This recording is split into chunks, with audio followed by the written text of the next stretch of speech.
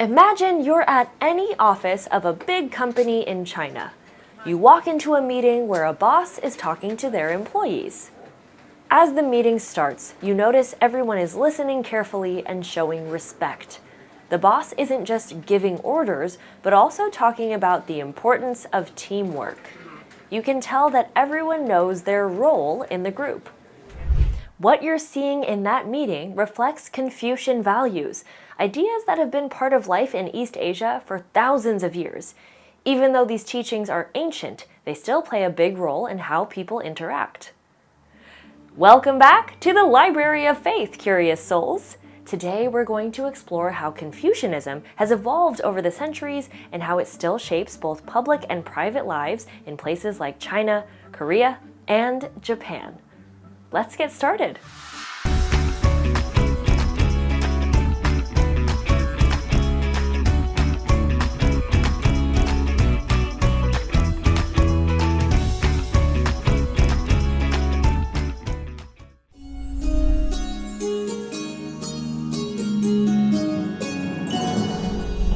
Last time we visited this bamboo garden together and learned all about the key teachings of Confucius.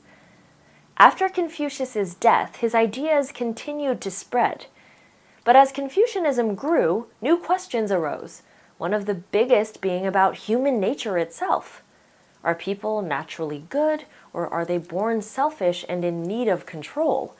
The answer could change how leaders tried to guide individuals and society toward harmony. One of the first major figures to tackle this question was Mencius, who lived about 100 years after Confucius. Mencius agreed with Confucius on the importance of Ren, the idea that kindness should guide our actions. But Mencius went further, arguing that people are naturally good. Because of this, he believed that if governments prioritized the well-being of others by treating people with kindness, people would naturally respond in kind, and this would lead to a harmonious society. Zhunzi, another major Confucian thinker, took a different approach. Born around 310 BCE, he lived during the chaotic warring states period, and his views reflected that reality. Zhunzi valued Confucius's emphasis on rituals and moral education, but he saw them as necessary tools to control people's natural selfish impulses. While Mencius believed in leading by kindness, Zhunzi argued for strict control because he believed people are naturally selfish. Each emphasized different Confucian principles. What do you think? Do you agree more with Mencius or Zhunzi? Take a moment to record your thoughts. Well, this was not the end of Confucianism's evolution. Centuries later, during the Song dynasty, Confucianism experienced a revival known as Neo-Confucianism. This movement sought to find ways to relate Confucianism to Taoism and Buddhism, two other popular religions in China. Confucianism wasn't just about ethics anymore. It was also about understanding the universe and our place in it. Neo-Confucianism spread across East Asia, influencing countries like Korea, Japan, and Vietnam. This spread happened primarily through cultural exchange, trade, and political influence during periods of Chinese expansion. As it spread, Confucianism continued to blend with local religious traditions. In Korea and Vietnam, for instance, Confucianism mixed with Buddhism, which had already taken root in these regions. This blending enriched Confucian teachings with Buddhist ideas of compassion, meditation, and the quest for enlightenment. In Korea, the result was a society where scholars and rulers were often guided by both Confucian ethics and Buddhist spiritual discipline. This fusion of ideas allowed Confucianism to connect with the local populations, ensuring its influence on everything from government to personal behavior for centuries to come. But exactly what impact did Confucianism have on people's lives in China, Korea, Japan, and Vietnam?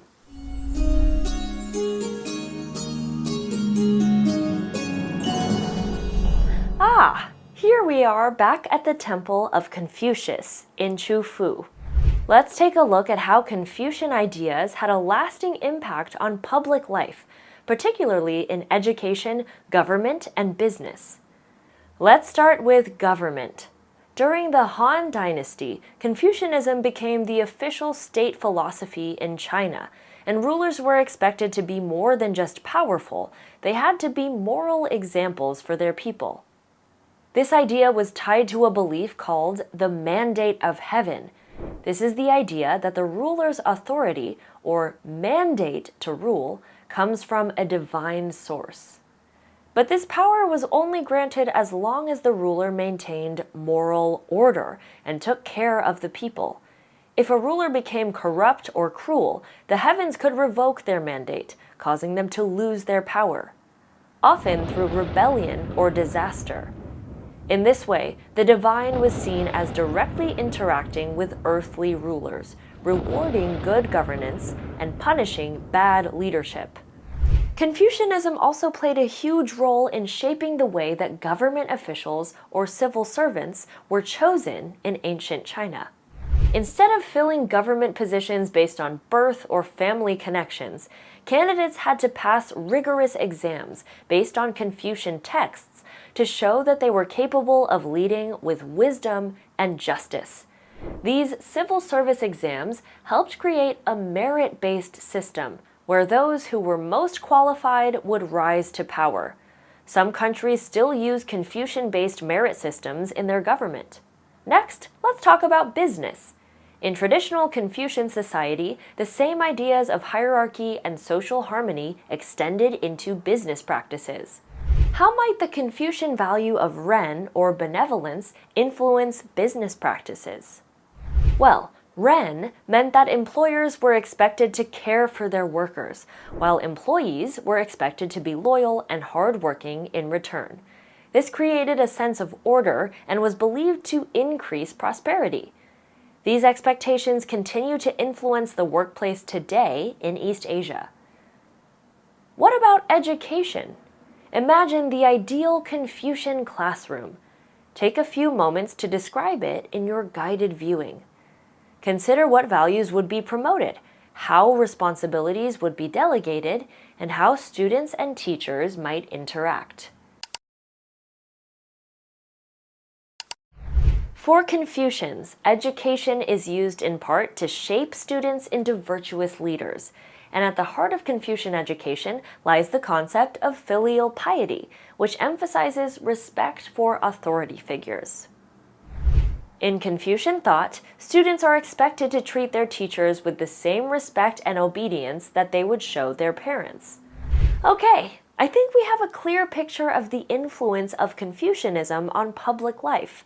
But what about people's private lives?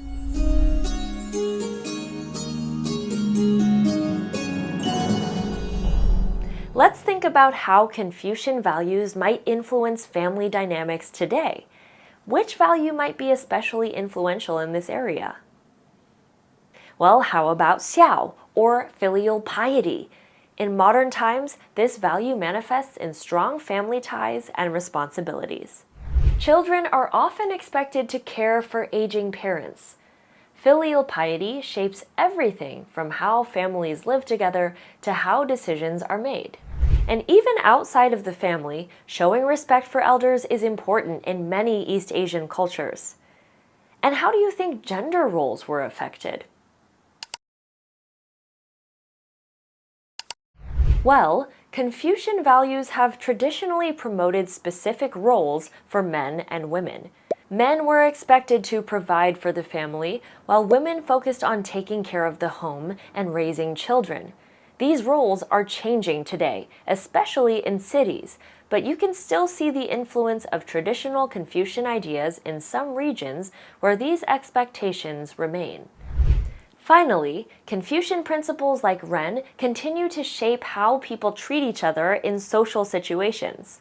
There's a strong focus on being kind, understanding, and keeping the peace, which has created a culture of politeness and respect in many East Asian countries. As you can see, Confucian values are deeply ingrained in people's private and public lives in much of East Asia.